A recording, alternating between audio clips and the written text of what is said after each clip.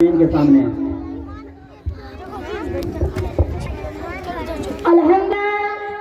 अल्हम्दुलिल्लाहि व कफा व सलामुन अला इबादिही अल्लज़ीना इस्तफ़ा अम्मा बाद व क़ाला नबी सल्लल्लाहु अलैहि व सल्लम हुब्बुल वतनी मिनल ईमान। मेरे मोहतरम सामने इकराम और मोहतरम साथीए इकराम, आज 26 जनवरी है। आज के रोज हम सब मिलकर एक त्योहार की तरह खुशियां मनाते हैं।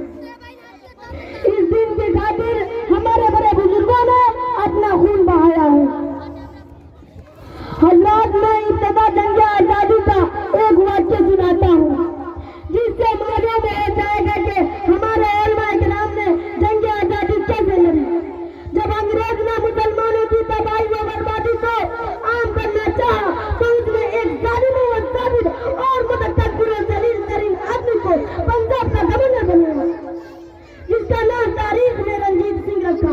उसने पंजाब का गवर्नर बनकर मुसलमानों के खून के होने के लिए शुरू कर दी।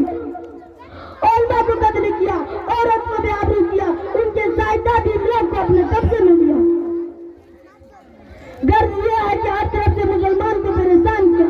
हिंदुस्तान की कदीम व तमद्दुन उसका कब्जा एक तफाकत एक बर्बादी खबीस व जलील तरीन बेहुदा न अंदर रंजीत के हाथों मजरूह होता रहा। तो एक अल्लाह वाला जो मौसम नजीर होकर जिंदगी गुजार रहा था, जिसका काम खतरनाक व इब्बात था।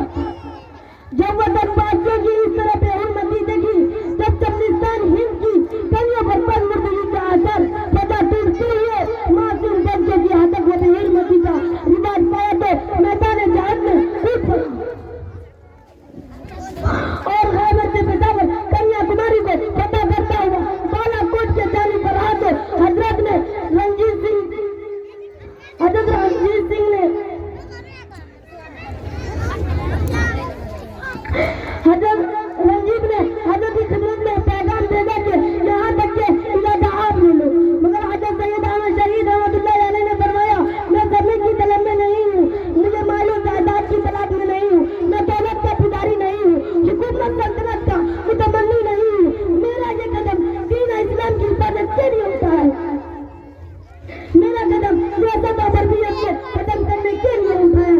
मैंने अपना कदम अपनी सरजमीन के लिए उठाया है, जिस सरजमीन को खींचने के लिए हमारे उलमा इकराम ने, हमारे बड़े बुजुर्ग